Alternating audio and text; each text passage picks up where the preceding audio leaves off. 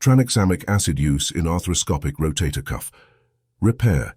A systematic review and meta-analysis of randomized controlled trials. Journal of Shoulder and Elbow Surgeons. Welcome to our comprehensive video analysis on the use of tranexamic acid, or TXA, in arthroscopic rotator cuff repairs. Today we're diving into the effectiveness and safety of TXA based on a systematic review and meta-analysis of randomized controlled trials. Let's explore the significance of this study for patients undergoing this common shoulder surgery. Rotator cuff disease is a major source of shoulder pain and disability, particularly among older adults. With an increasing preference for arthroscopic methods over the past 2 decades, achieving optimal visualization and controlled hemostasis during these surgeries is crucial.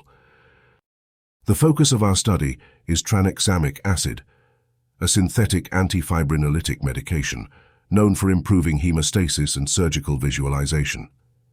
Its role in arthroscopic rotator cuff repair is under the spotlight as we analyze its efficacy across several parameters. Through a meticulous search across multiple databases, we identified 7 high-quality randomized controlled trials. These studies collectively involved 510 patients and provided a rich source of data for our analysis. The findings highlight the potential benefits of TXA in reducing postoperative pain and operative time. Notably, patients receiving TXA experienced significantly lower pain levels on the first postoperative day. However, the studies did not show a significant impact on postoperative shoulder swelling, a common concern among patients and surgeons alike. This indicates that while TXA may offer some advantages, it's not a panacea for all surgery-related issues. One of the challenges highlighted in our analysis is the inconsistency regarding TXA's impact on visual clarity during surgery. The evidence remains inconclusive, underscoring the need for further research.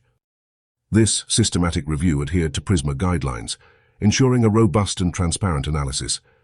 Despite a thorough search strategy and stringent inclusion criteria, we encountered considerable heterogeneity in the results.